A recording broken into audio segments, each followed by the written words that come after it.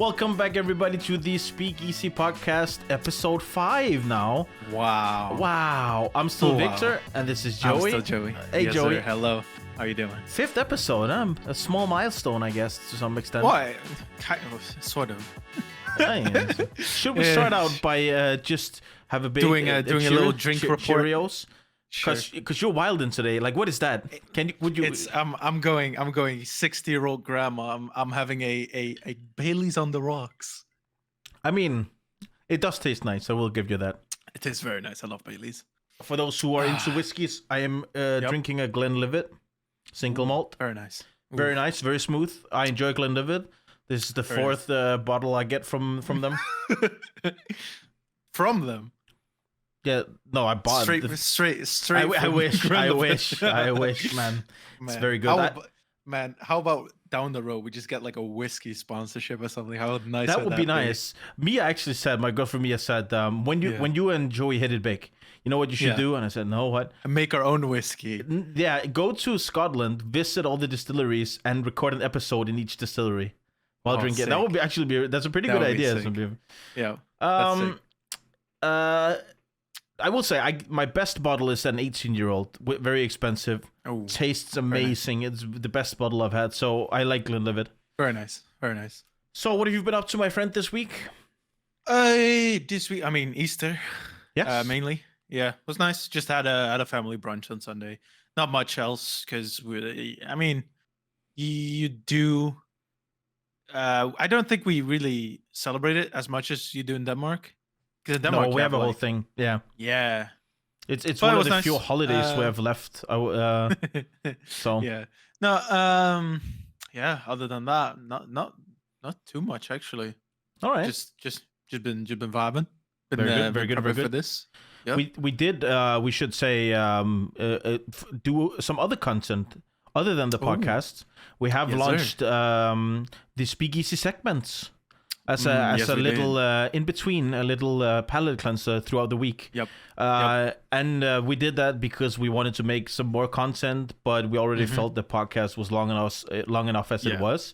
So we figured it's nice to have an extra platform to do content on. So if you haven't checked it out yet, it is out on the YouTube channel, and for now it will be a YouTube exclusive, we could say. So yeah.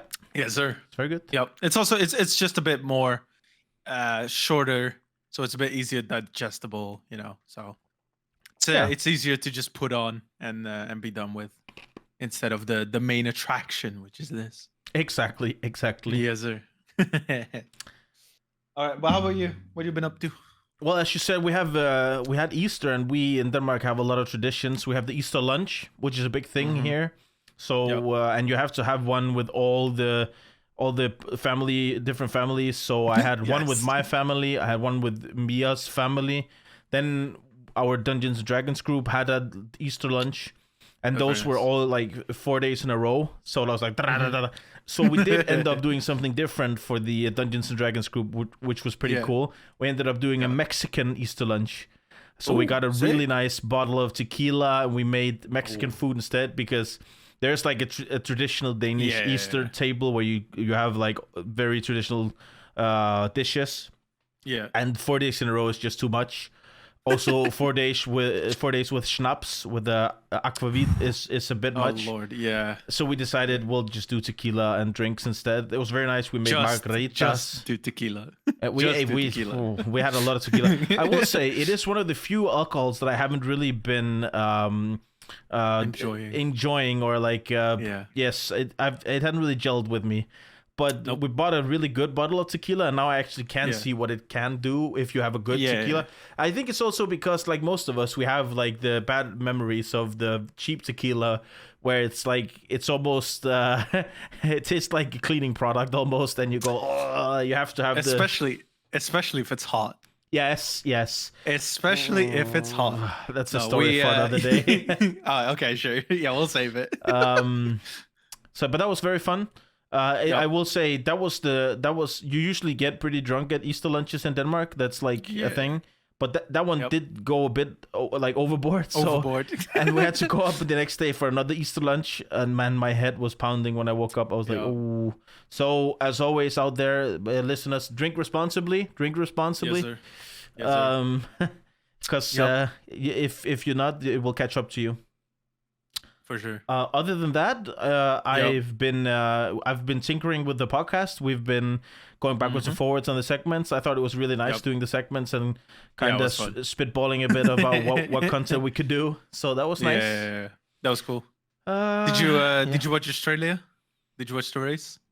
No, I did not know. No? Because it was 7 o'clock in the morning, and I had a party the night before, so I was in bed at like 2 a.m. and I was like, can't. I'm not doing that. This ain't it. Yeah. but crazy race, insane race. Yep. Very, very, very insane race. Obviously, we should say if the Formula One race, if people haven't caught up yet. Yes. Just a weekly little touch up. It was wild. Crashes, I think it was like 4 red flags or something. Yeah, something like that. The beginning of the race was bonkers. Yes. Middle of the race was boring as hell. And then the end of the race just exploded. Was madness. Yeah. But yeah, no, I mean, it looked so boring until my boy Kevin Magnussen decided to crash for no reason.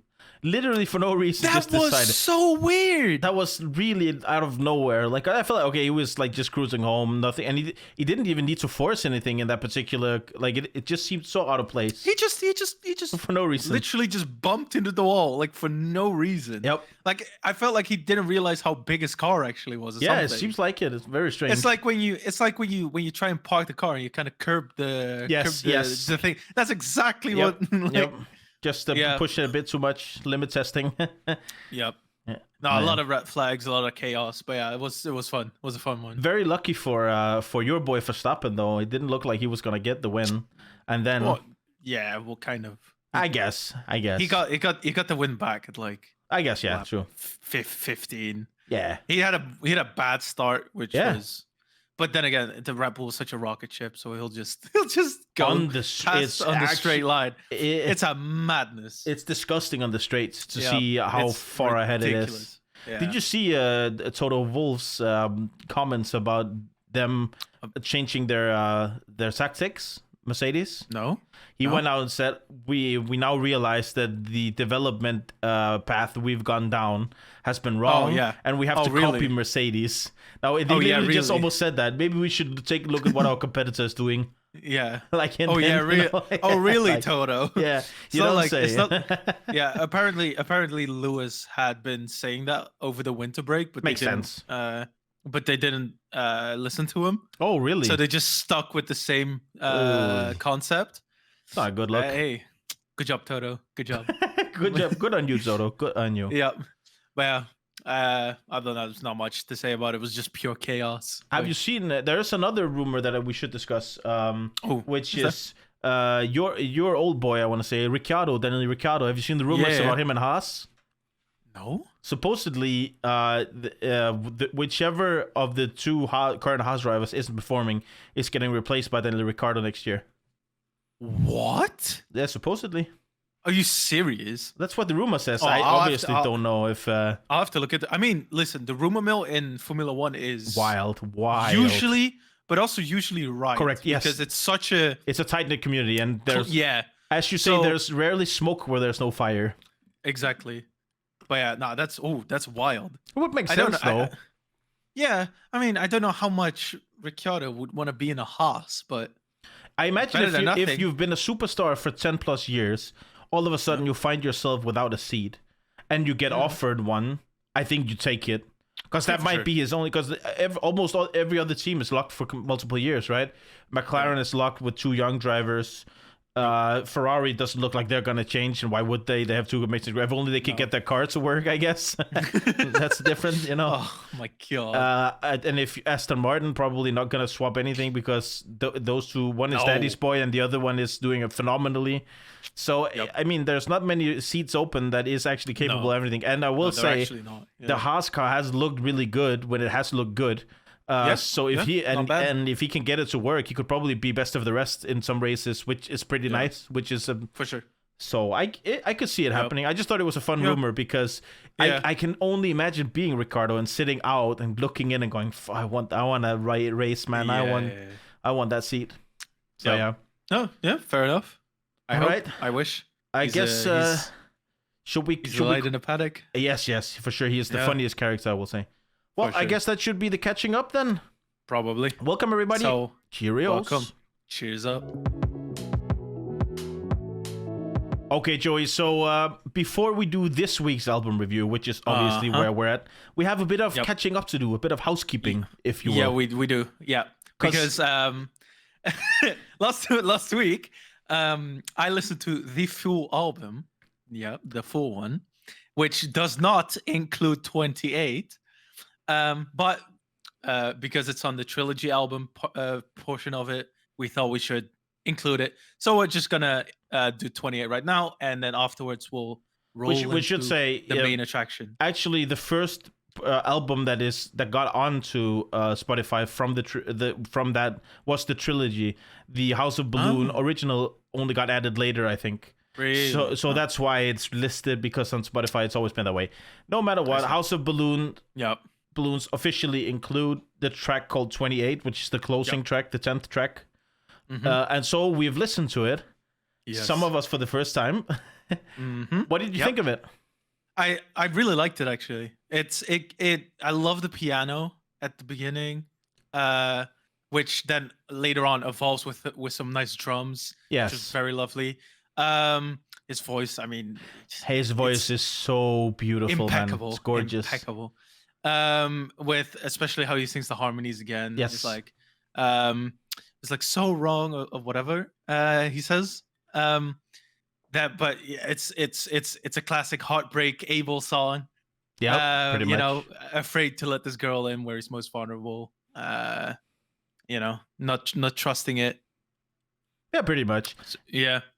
I think it's a very nice closer, because it's kind of the after effects of having an unfaithful relationship, right? It is the aftermath, the not trusting anybody, not letting anybody in. You feel all alone, and what that does to you. And I will say, it is hauntingly beautiful. His voice in this one, it is so good. Would you go back on your statement saying the knowing is out of place if this one was after it? I actually thought about that. I actually literally thought about that when we discussed it. Yes, I will, because now that sums up the entire circle, I feel. Whereas if you don't have... originally, when there was just 9 tracks, I did say it was out of place, because that would, for me, come earlier in the chronology in the thing, because that would be the first... That would probably be what fuels your drug binge, is that you have a shitty relationship. Now I think it makes sense, because now it is his drug fuel... binge first, waking up, being sober, having the afterthoughts, and then the clear-headed thoughts of what it does for him now, does to him now. So now I think it makes more sense with the 28 track on it. Yep. I honestly think that this would would it crack your top 3? Is that what you're... It might. Like, it's like, because my top 3, my third place had was really close. Yeah. And I think this one would also join that really close, race for third. It is beautiful. And I will say, you and I have had obviously a lot of contact, messaged a lot the last week. Yeah. And you said you have been listening to it a lot. I have been listening to it a lot. I love the album. It's an addictive album. Yeah, very. Yeah, it very really addictive. is. Once you get into it, and it sucks you in, you're like, okay, pause. But it's amazing. I really love it. Yes, I agree. It could potentially crack the top 3, but I don't think it will for me. Yeah, it's very beautiful, but I also think it's very occasional. It's not something that I would listen to a lot. Whereas the other tracks on the album, it's a lot more. You call it bumpable or whatever you will, listenable. Yeah. Yep. Okay, so with that out of the way, let's now turn our eyes to a behemoth album. Attraction. The main attraction. The main attraction. A very, very big track list of an album. The most anticipated album for us last year, I want to say. For sure. Also, 100%. The most compelling album listening to it, I feel. It is. And Yeah, arguably the best album of 2022. also in contention for that. It is J.I.D., Mr. Jid himself. Yep. The Forever Story. Mr. Destined Choice. This is his third studio album. I don't remember. I want to say. Yep. And it is a very, very like I said, there's 16 tracks on this album. Mm-hmm. Yep. That's a lot. Yep. Now it is. I mean, I feel like I think it was 2 years in the making, so I could see it. Makes sense. But yeah, good lord. And even though it's 16 tracks, I feel like nothing is out of place. I agree. Yeah, I agree. So, it's not as narratively driven as some of the other albums we've had in that in the time place. It's not there's no chronology in it. It's not. No. That's just it goes from everywhere to everywhere. But but it's storytelling wise, it does do a lot. Phenomenal. Yeah. We should just go into it. I think number one. Galaxy. It's the intro.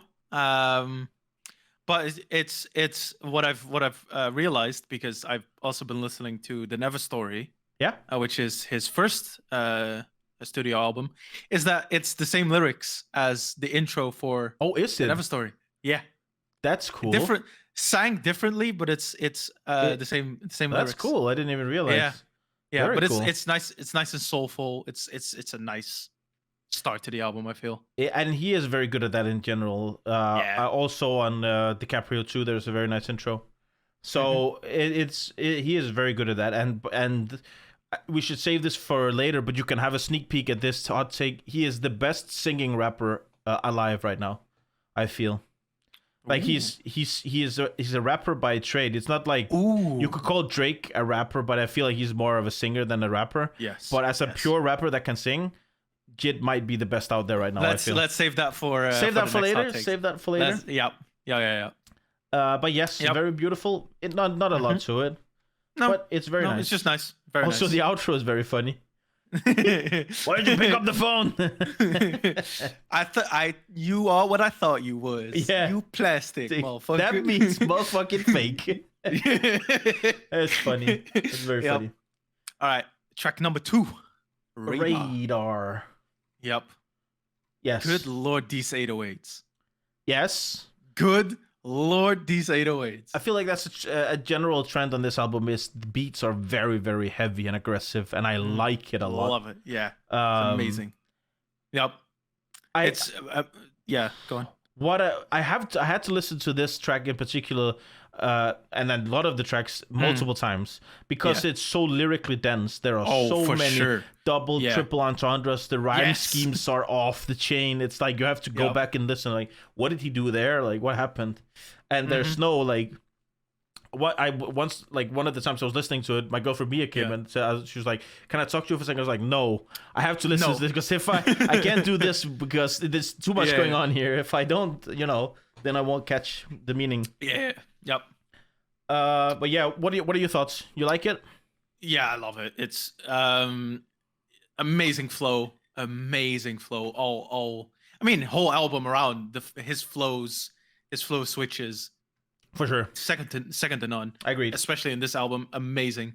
I love the beat switch that comes halfway. Yes. But I also love some of the commentary he has for the history of African Americans and how they've been treated. Addison Chains not making the law, stuff like that.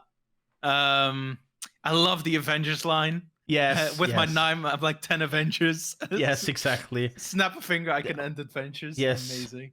Yep. I like the fact that he's taking shots at other rappers.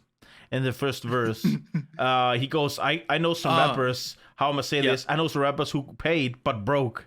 So they you got your money, but you spend it poorly. Why are you spending it on? What are you doing? It's like such exactly. And it's so elegantly done. It's like he's not saying it directly. He's literally just edging around it, like, Yep. So very, very well. I also like the last sentence. It rains and pours. That is chef's kiss into the hook. Yep. Yes, it's very, very good. And like you say, the Foul Avengers on the line. penalty line. Yes, Number 6 on the exactly. defense. Unsportsmanlike conduct. It's so good. Yeah, it's great. Yeah, so good. Yep. I also like the whole. He also is a rapper, singer. No, I'm a killer. It's like that's very telling for the mood of this whole track. I feel like he's going in there. Yeah, it's also one of the one line that like always sticks out to me the most. It's like you a cop or yes, like ... killer, which like every time I hear it, I'm like, holy shit. Yeah. That's Yep. It's very it's very haunting, and it's there. Yep. He doesn't hold anything back here. Nope.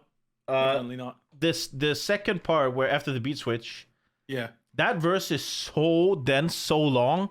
Yes, I had to listen to it. I was like, I have to bite this over in like 3 pieces because I can't deal with the whole thing in one take. It's just just the flow switches, the cadences. It's just so good. It's amazing. What a actual opening track. It's so good. Yes. Yeah. But yeah, there's not a lot to this one. I feel like I still don't understand why he spelled it Ray as radar with a Y in it. Do you know why? No clue.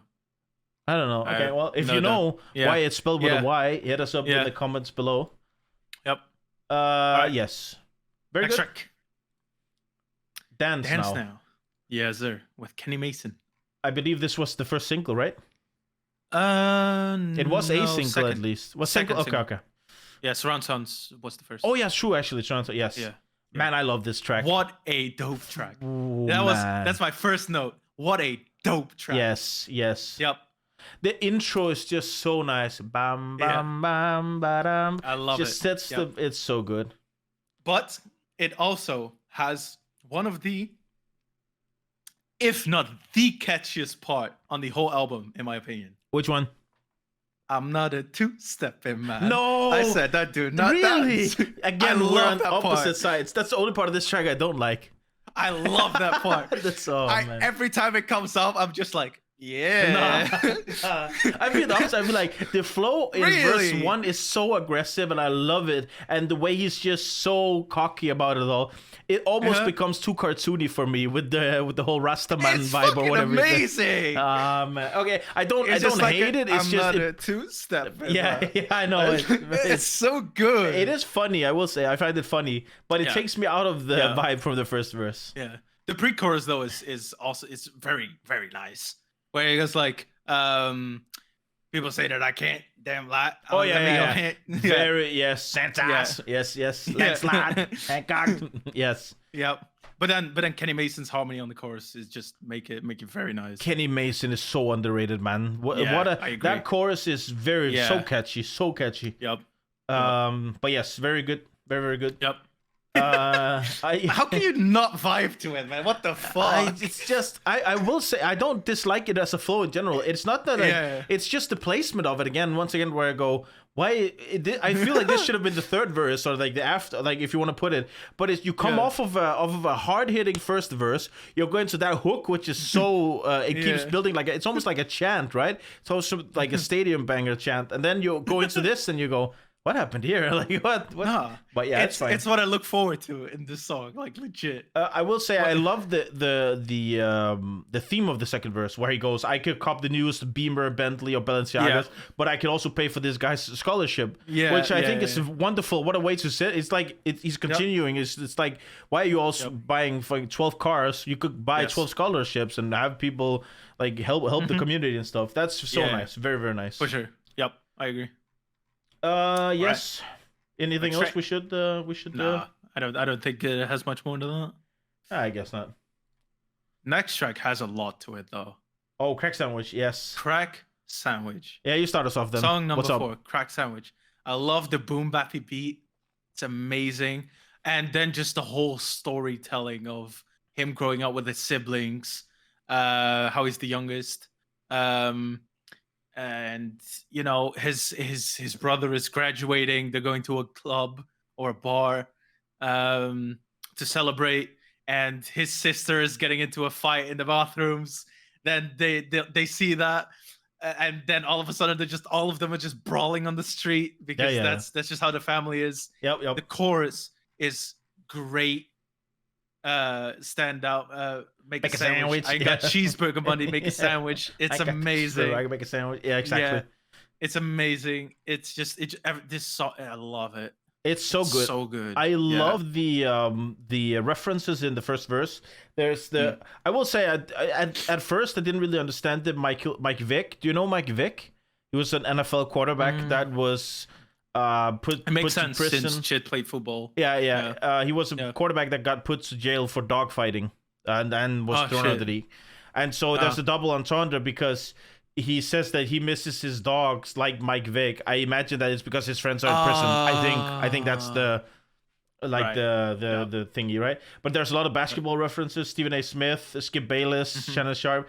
That's very funny. In general, once again the density of the lyrics is just so good. There's so many double. I laugh a lot when I listen to these verses because there's just so much. He has it's almost like there's such an overflow of resources put into it. It seems so effortless for him. He can put it's crazy. These rap schemes are so and wild. It feels like the amount of flows he can think of and like vocal inflections he can do. It's like he is boundless with creativity and still he has fucking amazing and he still has like the energy and the wherewithal to put like a lot of fun lyrics in there stuff. It's just so good. It's so good. I also like you said, the cheeseburger. I ain't got cheeseburger money. Make a sandwich. It's just so good. Oh man. Yeah. Yes, and then the second verse is pretty much the same thing. He has a Ron Artest line in there who was thrown out of the league because he took a gun to the locker room. Wild stuff like that. So very very fun track. And also the third verse is so long. Once again, once again one where I have to go. Okay, I have to listen to this. Like I have to divide it up into pieces because I can't get all through all this. That's the I do it for Roy and Laura. Yes. Yeah. I do it for Roy and Rosalind, Rachel and Carl. All that. It's so good, so good. Yeah. But yes, not a lot. I also like how many times I also like how many times in this album he references his own birth given name. What do you mean? He says he says his own name quite a few times in this Destin. Oh yeah, but yes, yeah. Which is not what a lot of people do really. But doesn't he do that quite a lot? I think I remember him saying that. I don't think so. Oh, okay. It might. For me, I felt like because I remember listening to Hereditary on the Never Story, and I feel like he does the same there. But I might be wrong. I don't know. I don't. But it's nice. It's nice. Yeah. It makes him very human. It makes it personal. Yeah. Personal human. Yeah. I agree. Yeah. I also feel like he is the type of guy that would do that. Like out of all the rappers, he is the more conscious rapper. The like he pays homage to a lot of his upbringing and all that stuff. Yes, for sure. Especially on this album. Oh yeah, for sure. And for sure. All right. Next track, "Can't Punk Me," with the Atlantean Brothers, Earth Gang. Yes, sir. Once again, these three cannot make a bad track. No, I swear to God. And once again, the chorus is just so. Three. Oh, it's so hype, man. Yes, it is. Yes, it really is. It really is. Yeah, it's just. But I love the jazzy, like fast pace, and they all just immaculately ride that beat.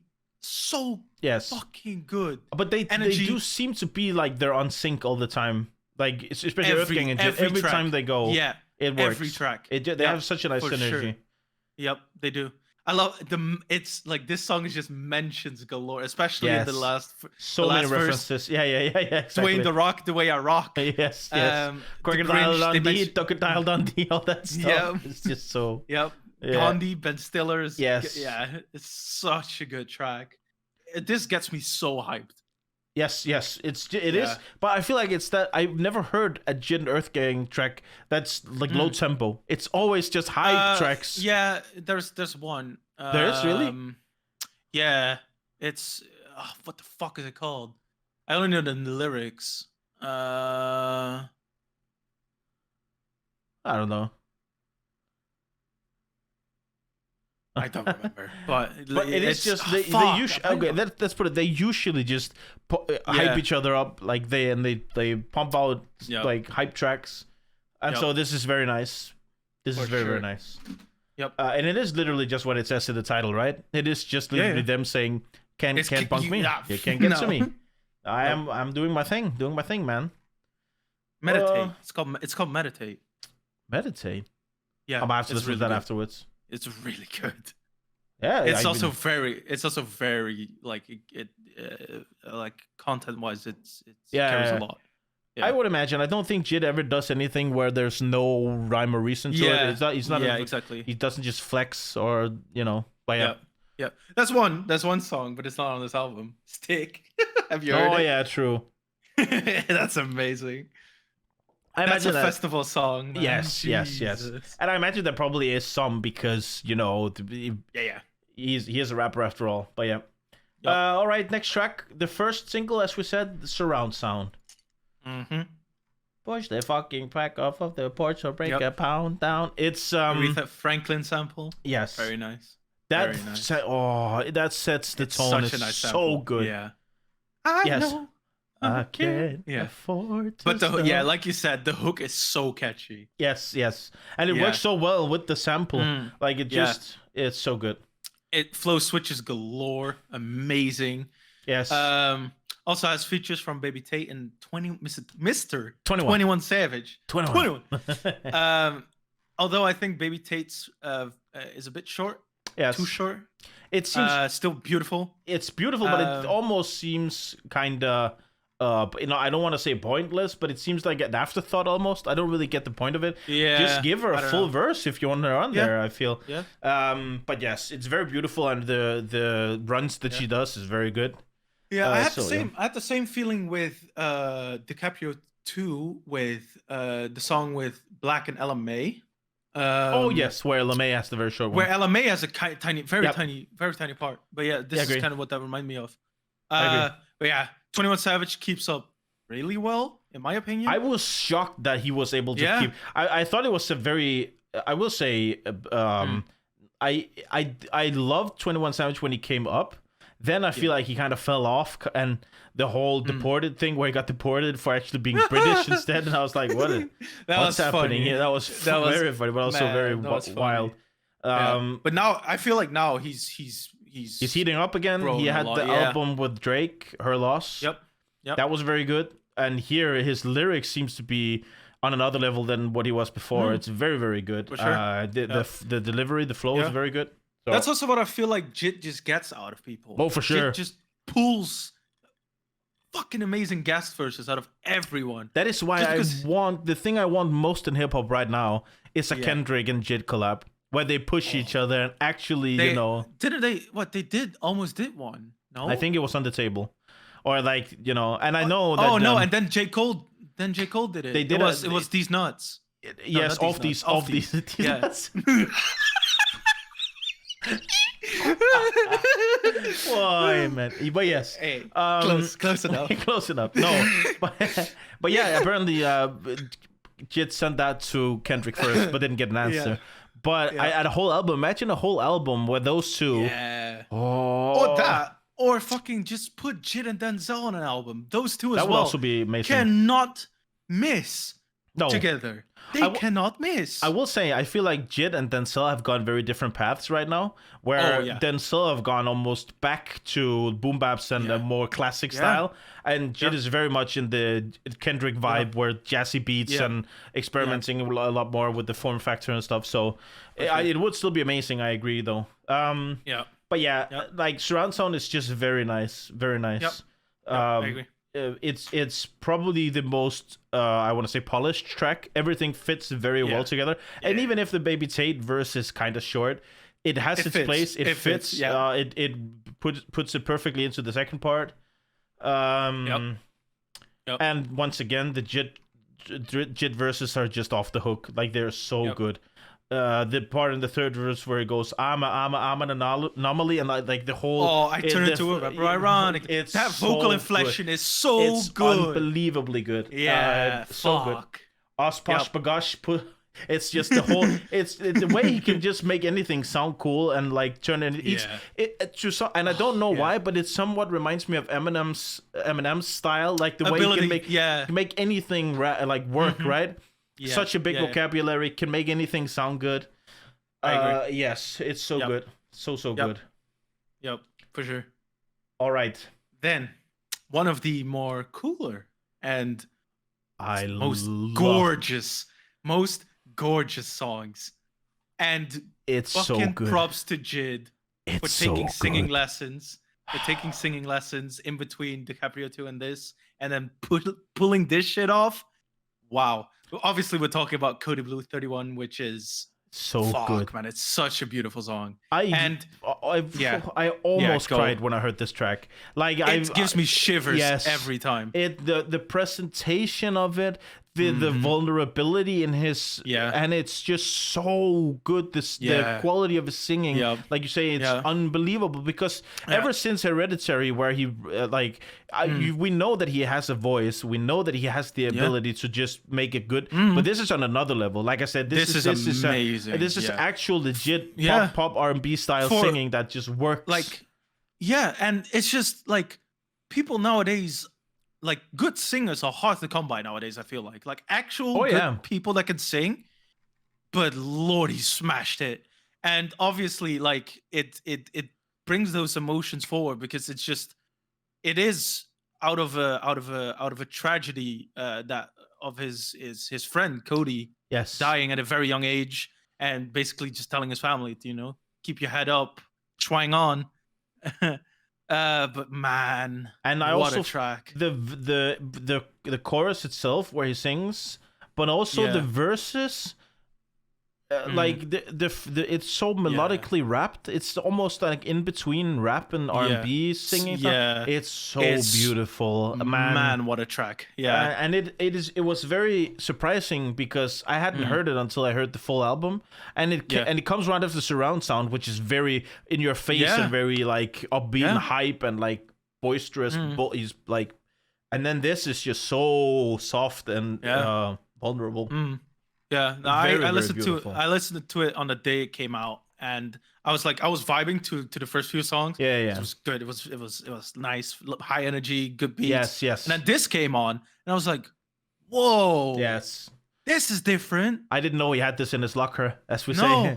Yes, no, I agree. Definitely not. Like, Jesus, and it's fucking like what the storytelling. Props to this one. Yes, very very beautiful. This, like, he killed it with this song. For sure. Wow. Yeah. Not much to say. As you say, it is about his friend Cody dying very young, and he his reflection on his own mortality, and that he wants to stay alive, and that he prays to the Lord to keep him alive and keep all his friends and family alive, keep him well. But it's just the way he does it is so beautiful, man. So beautiful. All right.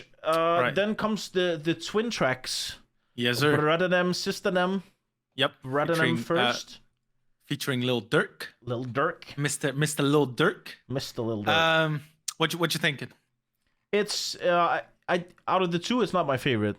I like it, but it's I think half of it is that it comes after Cody Blue, which is such a high, and then I almost feel like the two should have switched. Yes, because System M is very heartfelt as well, almost like Cody Blue. Yeah. So if they switch that, it might have been. But then again, like, still very good track. Brother them. Yeah, it's good. Friendship.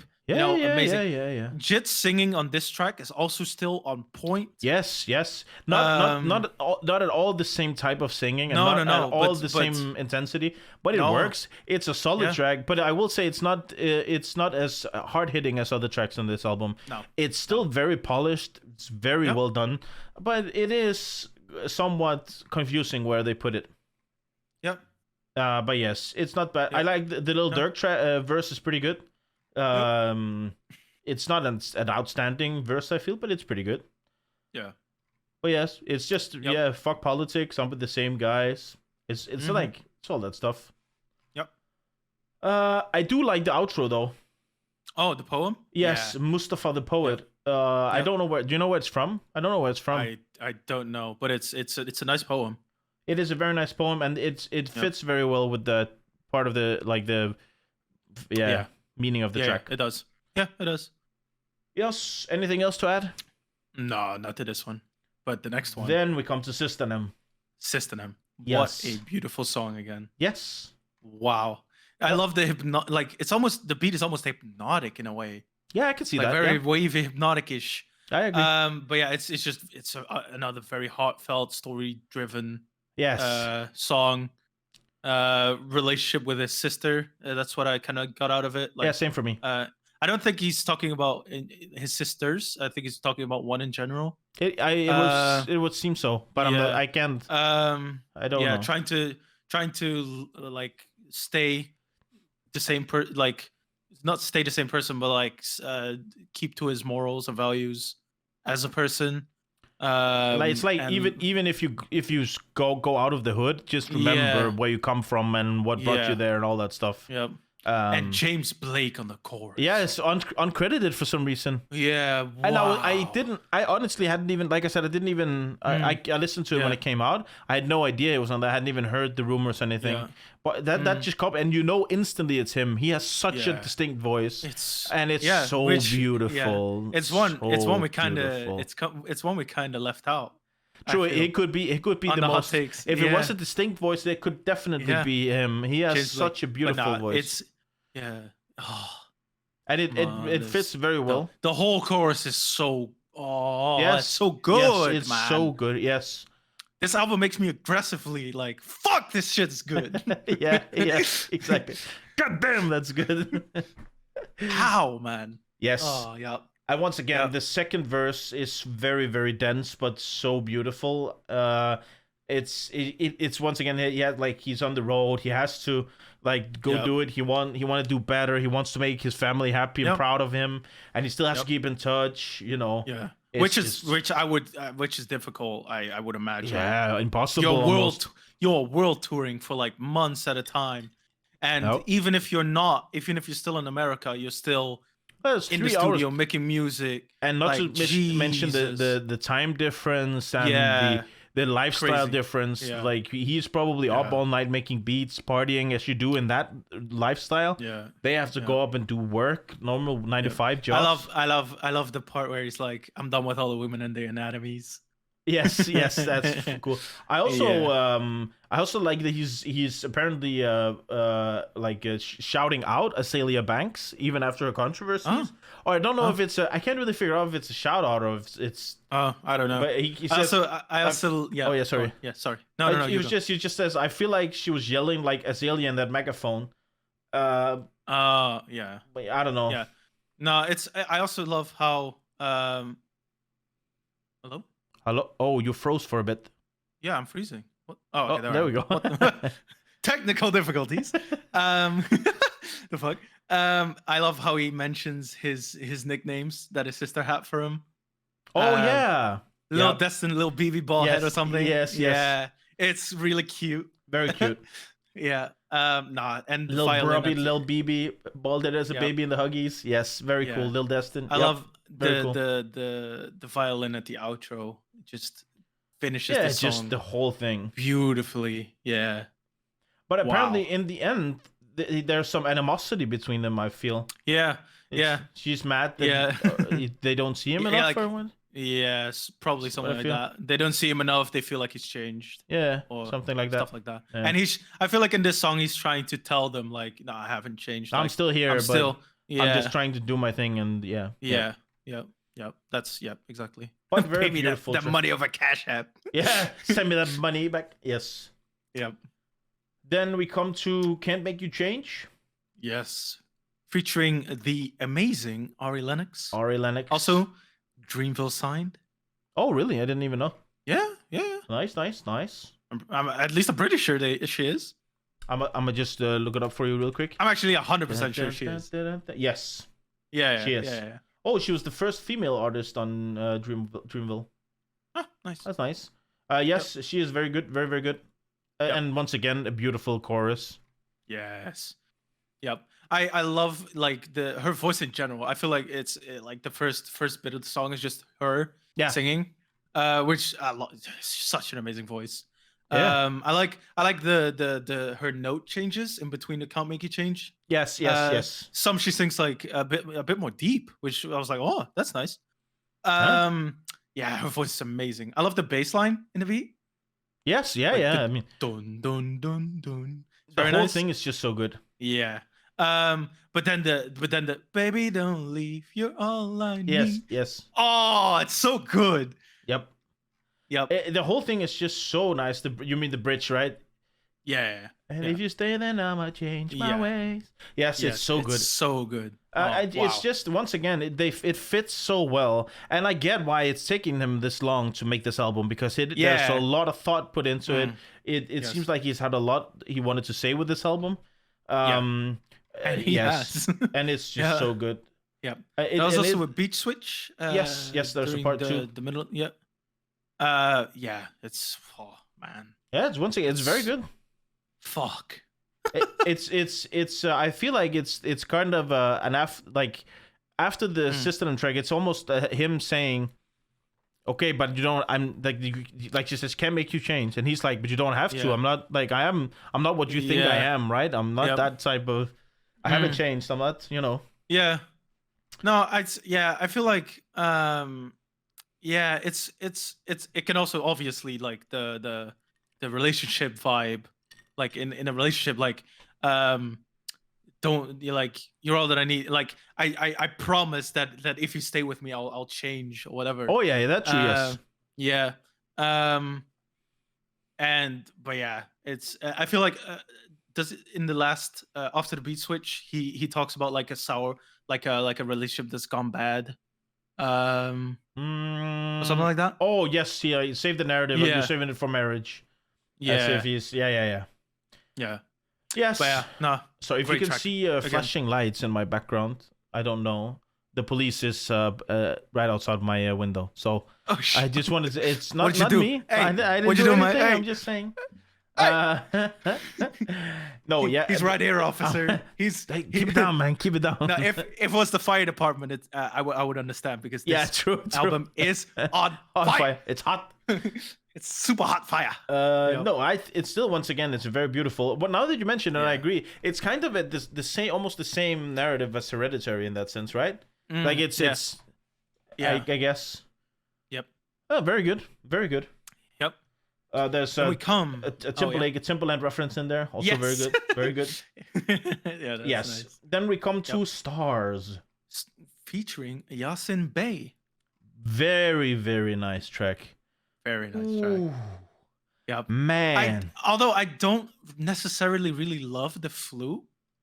No, I agree. The first half, that I agree. It's not my favorite. It's not my favorite. It's the second part that's insane. Yeah. Yes, I agree. No, just first though, still great. Shout outs to give shout outs to Jay, Kanye, Andre 3000, all the legends pretty much. Yeah.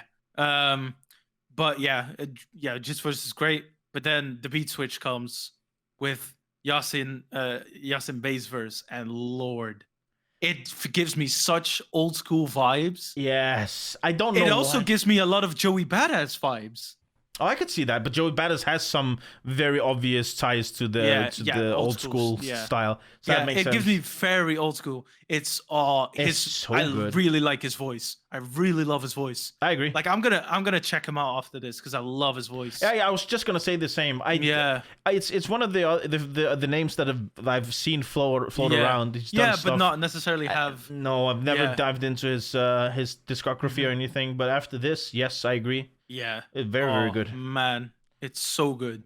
And almost the same sort of writing style as J.I.D, right? Double entendres, uses abbreviations and all that stuff. It just fits very well. Very nice. Yep. Yes. This is the Jesus Christ wearing Christian Dior. Yeah. I love that vocal inflection. It's amazing. It's nice. Yes. Christian Dior. Yes. He's just so good with that, J.I.D. It's like so many memorable lines. He just tries it. He tries it. He just goes out of his way, and he again boundless creativity, and everything just works. Yes. It's really a talent. It's If I could, I would love to ask him how long he typically takes to write one of these verses, because I feel like it has to be. If there's a dream for this podcast or anything, get Jid on is it. that get a conversation with Jid or Denzel or any of them. That would be we'll put that as a goal. Amazing. That is the goal. No, but Lord, would I love to have a conversation with them? Yeah, and I imagine it has to take him some time, right? Because there's no for way sure. these type of vocal inflections don't take Just some time happen. to set up. Yeah, or exactly. it does, and he's just a fucking It could be freak of nature. at this point. Who knows? Who knows? Who It's knows? almost like it's because when you listen to Eminem, like he says he has like 1,000 notebooks. It just comes to him almost in his head. Yeah. And so, you know, but yes, very good. After that, we come to Just in Time. Once again, Kenny Mason with a very surprising feature. And a legend in the game, Mr. Lil Wayne. Lil Weezy. Lil Weezy. Yeah. Yes, it's yes. It is such a Wayne beat though. It is for sure. It is such a Wayne beat. This must have been like thought out. This must have been planned ahead. For sure. We want to get Lil Wayne. Yeah, Jid, get this type of bit. Jid obviously has a lot of like influence from Wayne. Like, yeah, in his work. 100%. But man, his fucking Wayne's verse is so good. Surprisingly it's such a good. peak Lil Wayne verse. Yeah. Like it comes at a time where I feel like Lil Wayne is almost most well known right now for his meme lyrics, where he just says some whack shit and you go, yeah, that's Lil Wayne, that's Weezy, man. But this is very impressive. Yeah. This is such well written. Yeah. It's so good. Yeah, it's so well written too. His delivery is off the chain.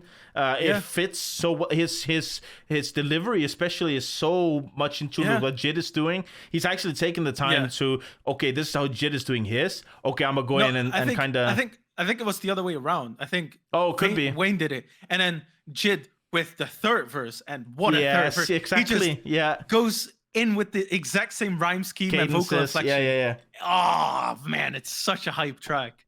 For sure. It's so good. And what a dream must it be to just have your idol on one of your idols on a track and then just killing it with it. And not just any like little half verse. It's a full verse.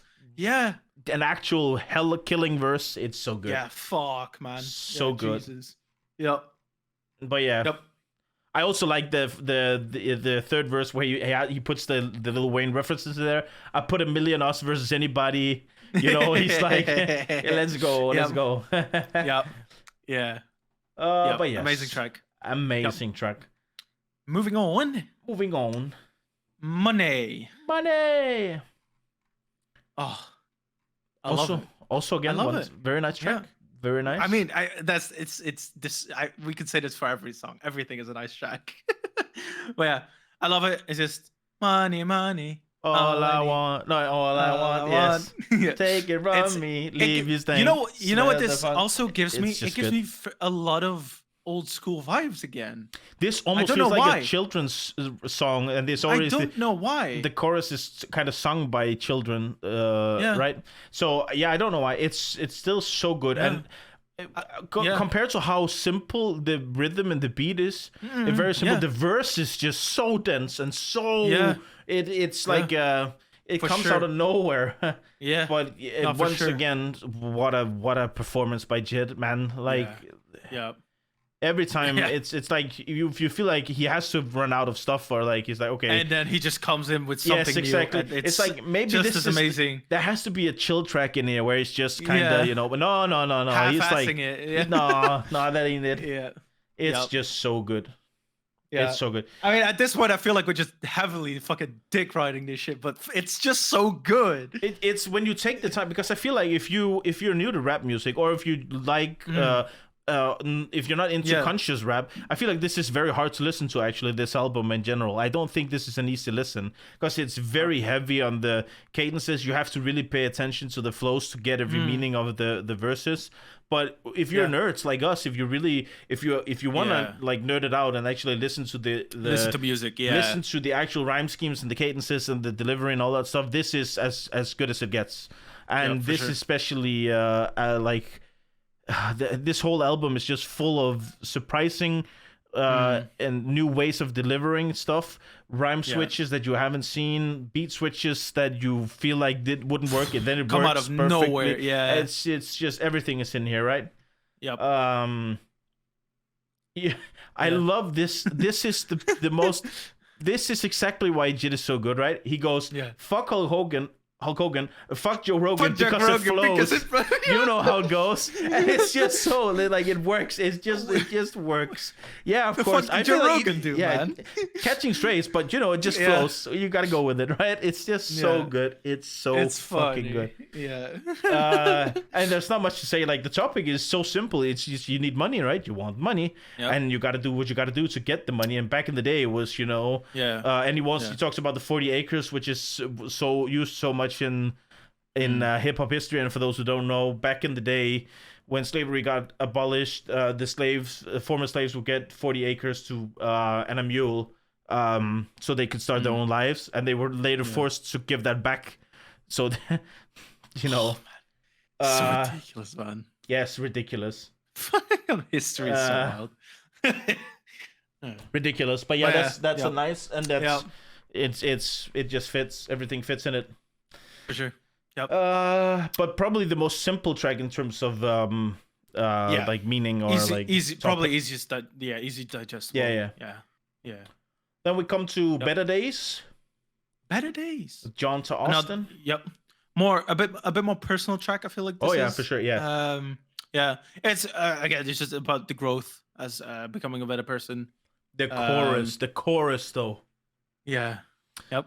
I've done some better days before. Feeling like forever was a long time ago. It's just so catchy. It's the way he delivers it. It's so good. It's so but it's catchy, just when he just because he's perfecting his singing, his choruses just become so fucking good. It ups the level of the whole album, because I love Eminem's rapping style. But he cannot sing for you shit. Remember, I'm not afraid, and you go, that ain't it. Nope. Just you could have had someone else sing that for you, and it would have been better, right? But I mean, it got worse. Yes, true.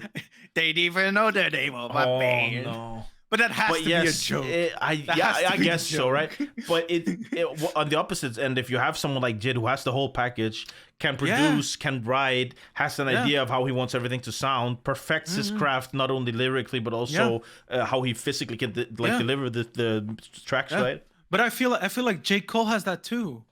Oh yeah, for sure. J. Cole also, his melodies are really good, and I feel like they're very similar in a lot of ways, Jid and J. Cole. Yes, that would make sense. I mean, that's why J. Cole probably picked them up, But yes, but it's It is just so good. I mean, it is pretty much. This is like him saying, don't be like get too distraught by if you have bad days, or everybody has highs and lows, right?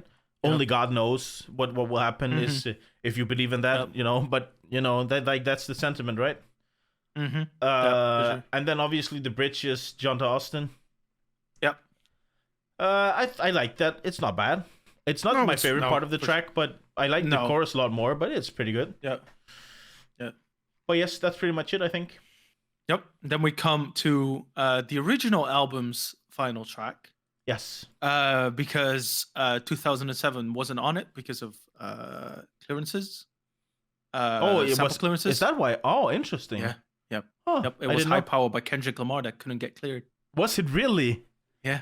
Wow. Yep. Kendrick, man. Yes. It's probably not Kendrick. It's probably some higher ups. No, it's the label, but yeah. No. So coming to the second to last song, Louder 2. Can I just fucking Thundercat? Relax, man. Yeah. You do not have to go so hard on the bass line. Holy fuck. But that too, it's like Thundercat, like once Thundercat starts playing the bass, you know it's Thundercat. It's that bass guitar is it just says a lot magical. when you become a star just by playing the bass. That's literally it. Then you know you're good, right? It's wild to me that, but yes. Yeah. Man, what a good song. Also, I saw produced by James Blake as well. Oh, is it? Yeah. Let me see. Oh yeah, true. Yeah. But he goes off on this song, and I know that makes so much when I think about it, it makes so much sense because that is very, very James Blake-ish. The whole production, the whole yes, that makes so much sense. No, but like, oh my god, he goes off on this song. Yes. Probably like, the most intense verses, right? Yeah, but I know Louder. I don't. Was it on DiCaprio or I think Never so. Story? I think so. But that was also the final, or like a bonus track, like Louder. I think it's the Never Story. Oh, it's the Never Story. Yes, you're right. You're right. And it goes like I saw this in the track list. I was like, if this goes as hard as Louder did in the Never Story, then I'm gonna love this song. And it does. Yeah, and it does. Considering this is I say only in quotation marks 3 minutes and 54 seconds. I'm almost sad we don't get a third verse in this. Yeah, it's so good. Like yeah man. Yep. So what do you get out from the theme? The theme? Yeah. I don't fully know really. Like I'm not sure either. That's why I'm asking you. Yeah, I kind of just vibe to the song. Like I just really go like. For me, it feels like he's kind of figuring out what he wants from life. That like I'm just scribbling word rhymes to give the crowd give an applause. Yeah. But I feel like they don't hear me at all. It seems like he's kind of figuring out himself, but I don't know. I mean, but you could also just so good. Yeah, you can also look that as like he's trying to send a message, or like you could for sure. And then the higher powers are just not listening. That's true. Yeah, but amazing track. This it's so good. Great. Yep. And once again, the delivery of the verse is so good. It's there. The way he comes in. Yeah. On like at the beginning, fuck man. It's like I feel like that has been one of the things where he almost came like before this album he almost always came in with the same ad-libs.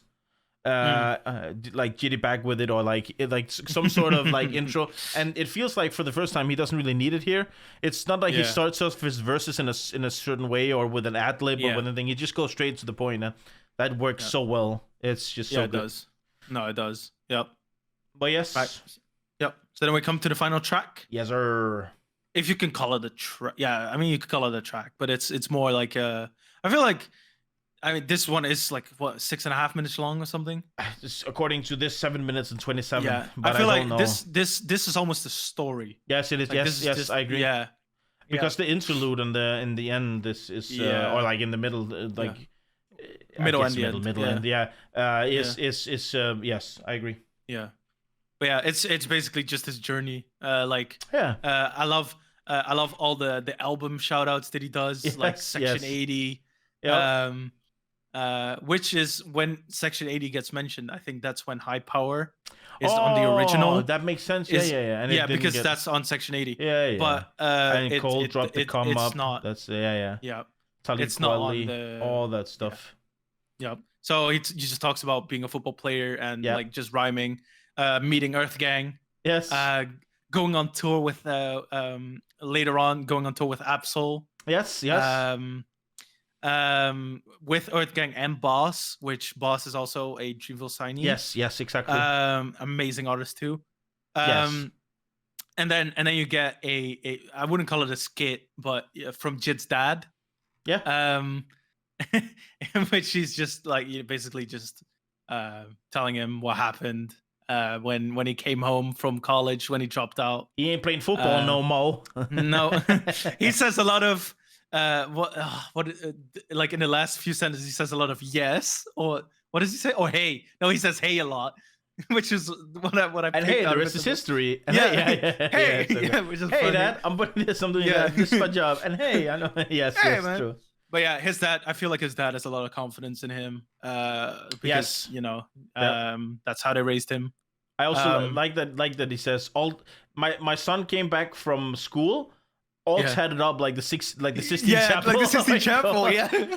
I mean, it's not that I hate Jid's tattoos, but no, the Sistine Chapel is kind of a high bar to set for the comparison, right? If the Jizz tattoo, I just all I can envision is just the badly drawn comic flames on his chest. Yes. Those are actually so bad. Yeah. Anyway, but yes, it actually, because he says, but he left on a full scholarship to go to school and get a degree. Because we thought education was the number one thing, and then he goes. But either way, he's doing his thing, and he still seems proud of him, which is kind of nice to hear. Yeah, for sure. Yes. He just believes in his son, which is very nice sentiment. Yeah, for sure. And then the third verse is him remembering the Never story and how he came up and how the shit has gone crazy. That's J. Cole. And then comes J. Cole. Yeah, here come that man. Yep. There's Mr. Cole. I remember you came to the crib. I can't do it. Cole. I love J. Cole's voice. Yeah, it's sick. He has a sick voice. It's perfect. But just a quick sidebar. Did you ever hear his diss track for Kanye? Have you heard that? Who's? Cole. Who's? Cole. He made a diss track for Kanye? Yes. After Kanye went off the rails, he made a track where he goes, we all looked up to him, and look how he got him. He has a bunch of yes men around him, and that's all he gets. Like now. Really? Yeah, I'll send it to you afterwards. It's genius. Oh, it's yeah, so I'm going to have to listen to that. It's so good. I'll figure it out. Let me see. Yeah, just do it later. Oh, yeah, true. But yes, sick outro. And it's almost a verse in itself. It's genius. It says it's an outro. It's a verse almost. It's like it's rhyming it, right? It's also just just to have the guy just finishing off your album like that. But I feel this does seem like this is how the album is supposed to end. 100%. Which was so sad the first time I listened to it, and this came. I didn't know this one existed. Until way later. And then it ends on Louder 2. Yes, Louder 2. Which still, it's great, amazing, but this fits so well. This just finishes it off perfectly, and man, it's what just an so album. Good. What an album. What an achievement. What an achievement. Yeah. Yes, that's it. That is it. 16, beautiful, well written, well constructed, well produced, well executed, everything. Is good. So now, obviously, we start out the Fantano 1 to 10. All Where are you at? I personally, and I'm because on the first few album reviews, we kind of did a non in a vacuum number. And I think that's the wrong way to go. I think I'm just going to go from now on, just going to go off of how much I love the album and how good I feel like it really... Holistically, yes, I agree. Yeah. So, but I'm legit, and I don't know how much better he can get. I don't know. Which I don't know, but I'm going to give it a 9 or a 9.5 out of 10. Yes, like, I'm the same. I don't necessarily think it is perfect yet. No, because there's some things that could be but that's just minuscule, like itty minuscule things. But yeah, this is almost a perfect album for me. I agree. Almost a perfect album. It just almost feels like it would be a disservice to him to give him a 10, because he will never stop trying to perfect. And so giving him perfect rank almost seems kind of... but I agree. It's so good. It's so good. I will say that if I do have any criticism, it is that maybe out of the 16 tracks, I would have cut it down to 14. Maybe Brother and them don't have to be in there. Maybe you take out something like Just in Time. No, not Just in Time. Money, maybe. Because I don't know. Yeah. I feel like you could probably find maybe Crack Sandwich you take out. Maybe 16 tracks is a bit too much. Yeah. But other than that, I agree. A solid 9. A solid 9. Yeah. Solid fucking 9. The performances on the verses alone is so good. Yeah. So let's do our weekly top 3. Top 10, top 3 tracks. What you got for me, brother? I'm gonna start from the bottom. What? Like I start like number 3, the third number 3. Okay. Okay, sure. Oh, you want my first? The best? You just want the best one, huh? Okay. I'll go number 3 just to piss you off. 3. Yeah. I'm gonna go. Dance Now's number 3. Okay. Even though you hate the, I'm not a. Yes, the rest of the track is just so satisfying. Then number 2, Just in Time. Solid. That Lil Wayne is so good. And then number 1 couldn't be anything else than Cody Blue. Cody Blue 31. Yep. How about All you? right, fair. So I have gone with number. No, I'm going with number one. Fuck you. Okay. Nah, number one is exactly. It's Cody Blue 31. It's so good. Yeah. For me, number two is System M. Oh, interesting. Yeah, It's close. It's a close call. I agree. Yeah. Maybe because I have a sister, so I kind of makes sense. Yeah. have that can lay that connection a lot. Yeah. And number three, yeah, it has to be Dance Now. Dance Now, it has to be. It has to be. It has to be my number three. It cannot not be. Exactly. I think it's my most. It was my most favorite song last year. It makes sense. Makes sense. Yeah. Yep. It's great. It's just too so good. I think that does it for that wraps up the album. Let me know. Let us know your top threes. Let us know what albums you would like to hear next. And yeah, let's move on. Along we go. All right, people, welcome back to the final part of the podcast. The last call. Last orders up. Last orders. Come on, people. Hurry it along. Get your last dances in. Get your last smoochums. Grab the maybe not that, but grab the phone number from the other person if you want. But if not, just take them home. Have something. Okay. Do something. Okay. Yeah. Have fun. Yeah. Have fun. Anyway, so this week's question. Yes. If you could have a conversation with anyone, dead or alive, who would it be? Oh man. Can I go first? Yeah, go first. Go first. You go first. I'll have a think about. Mr. Sir David Attenborough. Really? That came out of left field. Yeah, that's a good one though. Yeah, I thought about it. And I was like, that I feel like that conversation, just listening to his voice alone would be like, holy fuck. But I mean, that man, I feel like has so much knowledge about the world and everything that he's magical, right? He's just so there's something intrinsic about him. Yeah, for sure. Did you watch him on Graham Norton, by the way? No, I've not. He is a wonderful where Graham Norton plays that clip where he is suspended over a bat, and a million bats flies out of the cave when he's suspended, and Graham Norton asks you, "What would possibly possess you to do that?" And then David Attenborough just goes, "So I could say, and here comes a million bats." Of course. No, I would love to talk to that man. That makes sense. Holy shit, that's a good one. Yep. What would you ask him? Do you have any specific question where you go? I don't know. I feel like because he's been around for that long, I would kind of want to ask like how badly nature has changed in the past in his lifetime.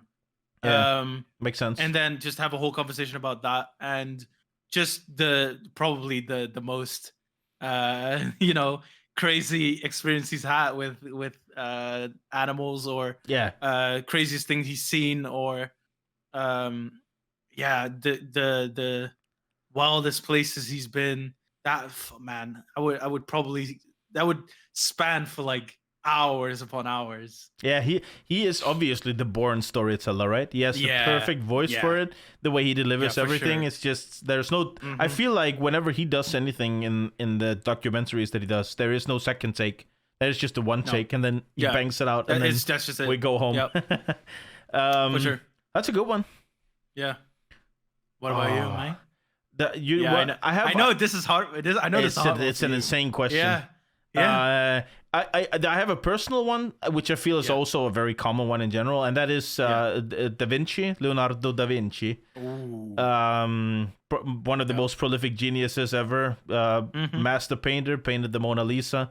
Also created drawings of the body and the body parts that were still being used to that's crazy. redo what we think of the body in 2017 or something insane.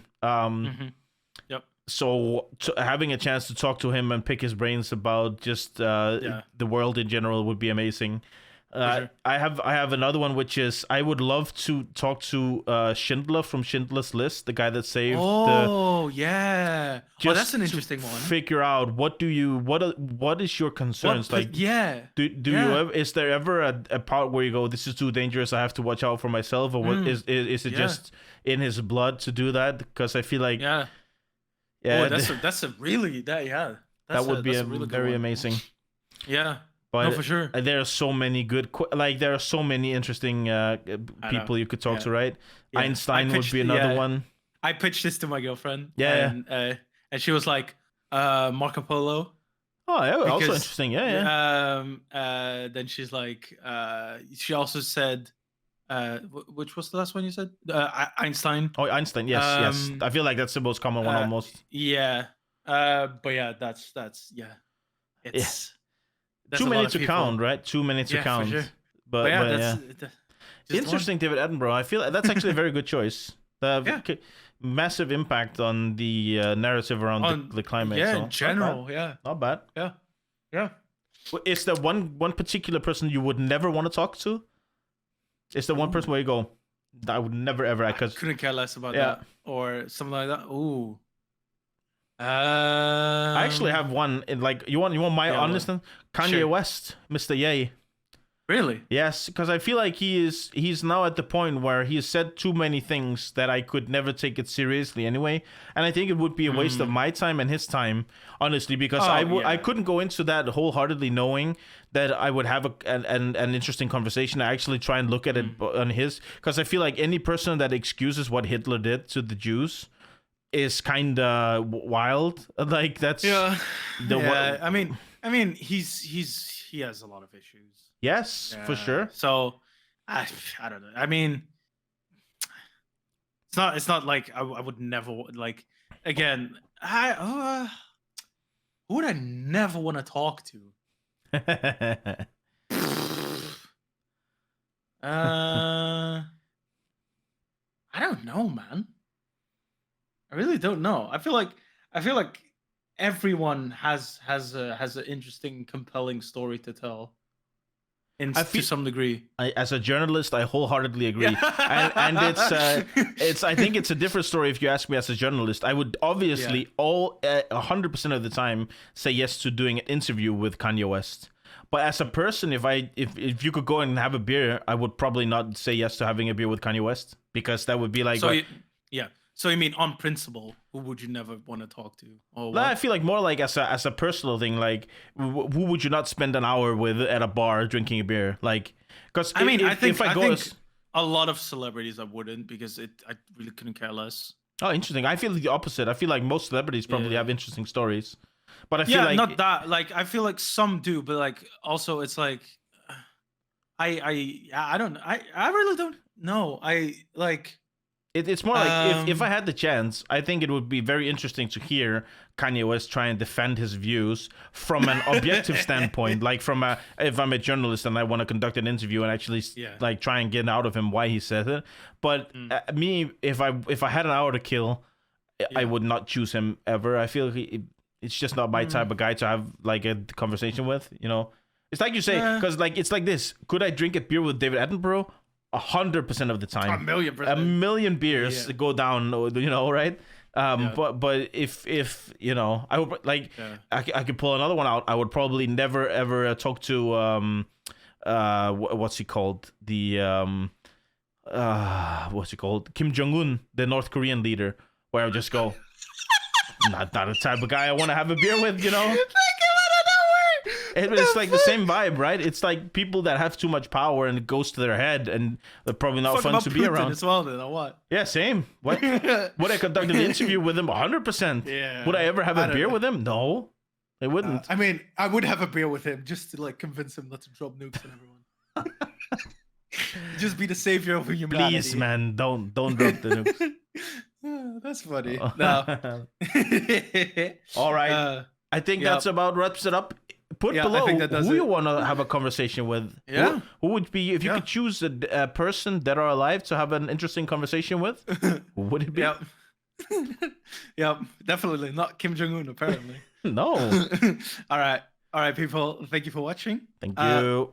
be sure to follow us on Instagram, TikTok, Twitter, and make sure to watch the segments. They're fun, they're shorter, easily digestible, and just let us know some hot takes. Come on, people.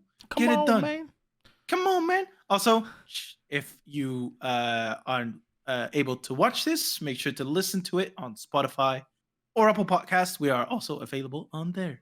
Yes, sir. And with those plugs done, thank you as always for listening. Have a amazing night. Yes, sir. Have a great Friday night, and we'll see you at the after hours. See ya, peeps. Bye. Bye.